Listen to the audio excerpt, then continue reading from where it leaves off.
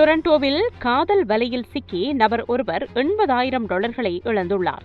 Romance scam எனப்படும் காதல் மோசடி இணையத்தில் அதிகமாக நடந்து வருகிறது. இந்த ஆண்டில் மட்டும் 778 கனேடியர்கள் மொத்தம் $54.6 மில்லியன் காதல் மோசடிகளில் இழந்திருப்பதாக கனேடியன் ஆன்டி-ஃப்ராட் சென்டர் தெரிவித்திருக்கிறது.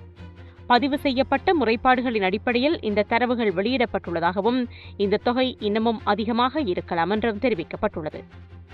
டொரண்டோவைச் சேர்ந்த நபர் ஒருவர் திருமணம் முடிந்த பின்னர் மனநிலை பாதிக்கப்பட்டிருந்த போது இணையத்தில் புதிய நட்பு தேடிய அவருக்கு லீனா என்ற பெண் ஒருவரின் தொடர்பு கிடைத்துள்ளது. அவர் சியாட்டிலில் வசிப்பதாக கூறி சில வீடியோ அழைப்புகள் மற்றும் அதிகமான மெசேஜ் உரையாடல்களை மேற்கொண்டு நம்பிக்கையை பெற்றிருக்கிறார்.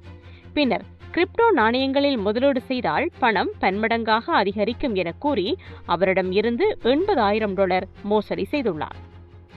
இதன் பின்னர் மோசடி எதிர்ப்பு மையத்தில் முறையிட்டுள்ள குறித்த நபர், அது எனது வாழ்நாள் சேமிப்பு பணம், வாழ்க்கை முழுவதும் பாடுபட்டு உழைத்த பணம், அனைத்தையும் இழந்துவிட்டேன் என்று தெரிவித்திருக்கிறார். இதுபோன்ற மோசடிகள் தற்போது அதிகரித்திருப்பதாக எச்சரித்துள்ள Canadian association of retired person அமைப்பு, வங்கிகள் மற்றும் தொலைத்தொடர்பு நிறுவனங்கள் மோசடிகளை தடுக்கும் கடமையை அதிகப்படுத்த வேண்டும் என்று கோரியுள்ளது. இது சிறிய குற்றமல்ல, மக்களின் சேமிப்பையும் நம்பிக்கையையும் பறிக்கும் பெரிய குற்றம் என்று அந்த அமைப்பின் தலைவர் ஆண்டனி குயின் தெரிவித்திருக்கின்றார்.